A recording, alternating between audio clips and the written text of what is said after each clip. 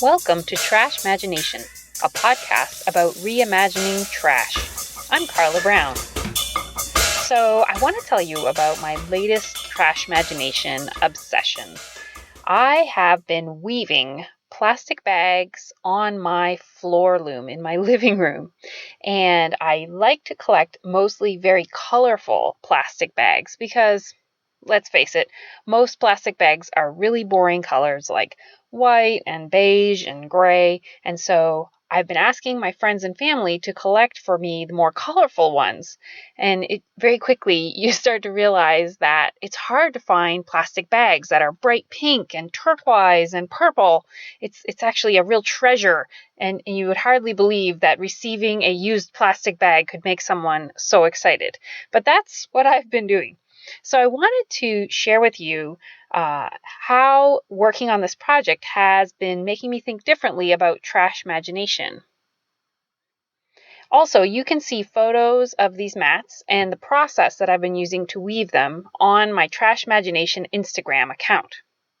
So here are the ideas that have been coming to me as I've been weaving. The first one is that I think it's really useful for people like us, makers, to learn a skill, a making skill on non-trash materials, and then to apply it to trash materials. And here's why. Most making skills, the people who are doing it, the crafts people who've been perfecting these skills their whole lives, they are not using trash. and that's okay, but they are the experts. They have the knowledge and the wisdom in their hands. And so what I have been doing is going and taking classes from those people and then coming home and figuring out how to apply it to trash. So in the case of this project, I had always dreamed about learning how to use a floor loom. When I was a teenager, my family went to Finland for a summer vacation to visit my uncle and aunt, and it was really amazingly cool. But in the town where they lived, which was called Turku, there were these weaving places that you could go and rent a loom for a couple hours or day, however long it would take to make the project. And the people who worked there, they would do really the heavy lifting, which was putting the warp on the loom, which takes hours and hours and hours, I've now since learned. And then you could walk in off the street with no weaving experience whatsoever, and they would teach you how to throw the shuttle back and forth, i.e. to put the weft into the piece. And I made quite a large wool blanket in, I think it probably took 2 or 3 days, like not that long a period of time. And I thought that was just such a cool premise, both for a business, but also for a way to get people who are total non-makers to make something really impressive. So I'll put photos of that blanket up on trashmagination.com so you can see it. Anyway, I had that experience as a teenager. I loved it. It was a very fond memory. But I didn't really think about weaving again for many decades. And then 3 years ago, I was leaving my job, a job that I had been in for almost 15 years. And I thought, this is a moment in life to take a breather, to say, okay, what's something that I've always wanted to do, but I never had time. I never made time. Let's be clear. I never made time. And, the very first thing that popped into my mind was learning how to weave on a floor loom. And so I researched where in my town could I learn how to do that. And I found this place called the Workhouse Art Center, which is here in Northern Virginia. It used to be a prison, but it's now been transformed into a series of artist studios. And this weaving teacher named Marilyn Harrington, she was offering a basic how to weave on a floor loom class. So I took the class. I took super detailed, specific step-by-step photos of everything we did, which she thought was hilarious. So I gave this example because I encourage you to take classes with craftspeople who are working with non-trash materials, knowing full well that chances are great you will find an opportunity to apply those skills to creative reuse.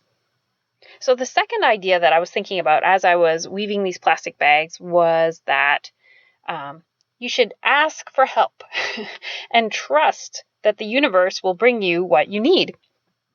So for lots of Trashmagination projects, I ask my friends to collect a certain type of trash. For me, I mean, my family generates a certain amount of trash and I collect the stuff that is relevant to ideas that I have. But sometimes I have an idea and I just need a lot of that particular item. And as I said, with this plastic bag weaving, my friends have been collecting the more unusual colored plastic bags, which I really appreciate. So another way that the universe just took care of me while I was working on this project relates to how I got my floor loom. So when I had decided that I was going to take this weaving class, I started researching what it would cost to buy a floor loom. And what I found is even secondhand floor looms were very expensive, like maybe $1,500. And I thought, whoa, okay, well, maybe if I really love this, I'll save up and we'll do that. But let's see how it goes. So I went into the Workhouse Art Center to talk to Marilyn, the teacher of the class, just to make sure that I understood everything was going to be in the class. And I just mentioned her, if I'm starting to look at buying a floor loom, can you give me some tips on what to look for? Are there certain brands that are better, or should I look to see if certain components are in extra good shape or something like that?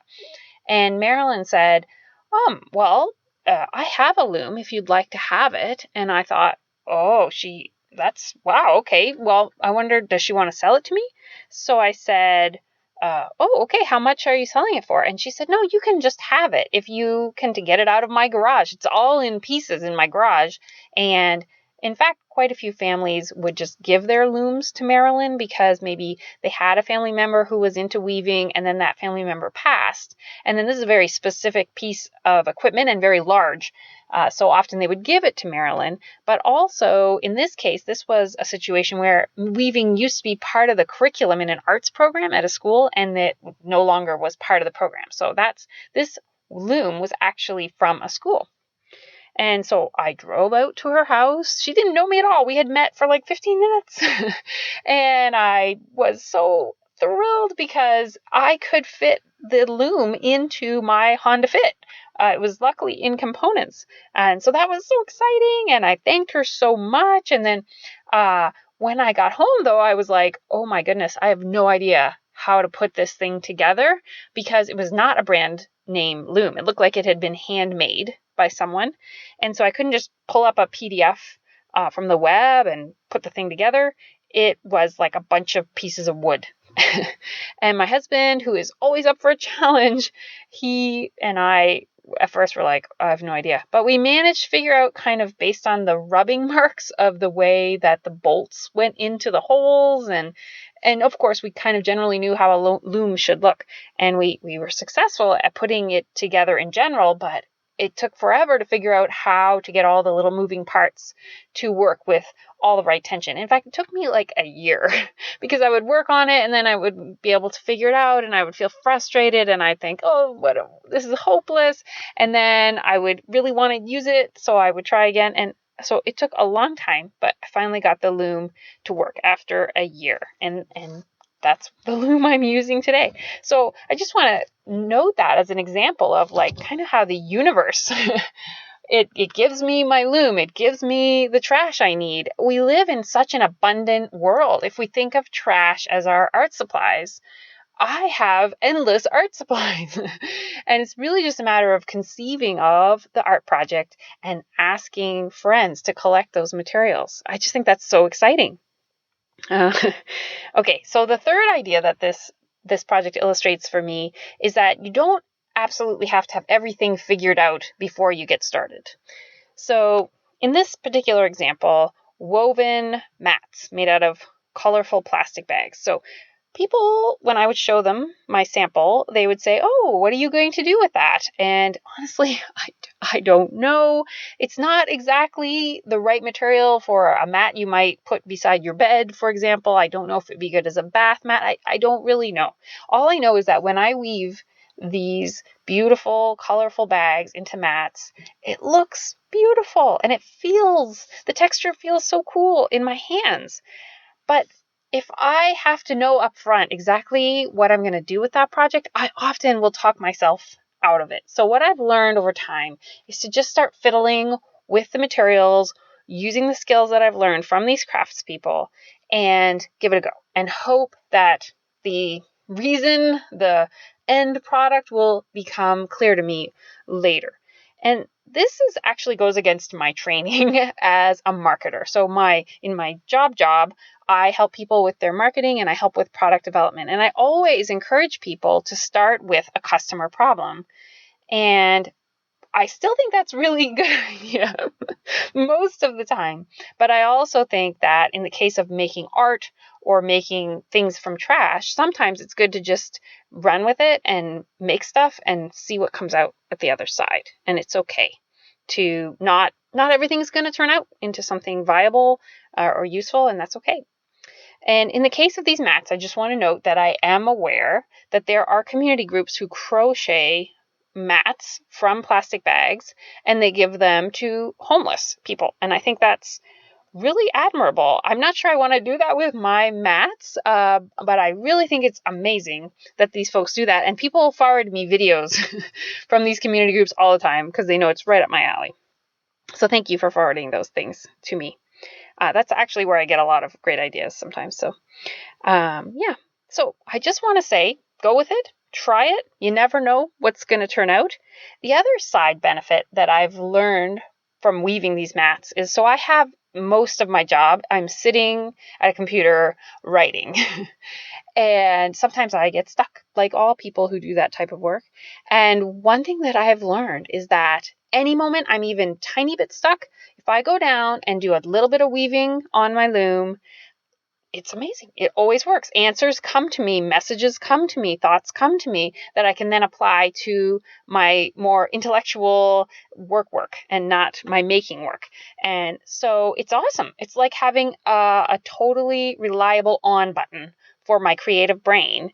There's something about the fact that it doesn't use my left hand side of my brain and that I can just trigger all this good stuff to happen. And so anybody in my business knows how valuable it is to have that absolute surefire way to get ideas. That's fantastic. So I'm really grateful for that. So thanks very much for listening to this podcast. I hope that you will continue to listen to future Trashmagination podcasts. You can also follow Trashmagination on Facebook or Instagram. And until next time, may you see your trash as just another source of art in your life.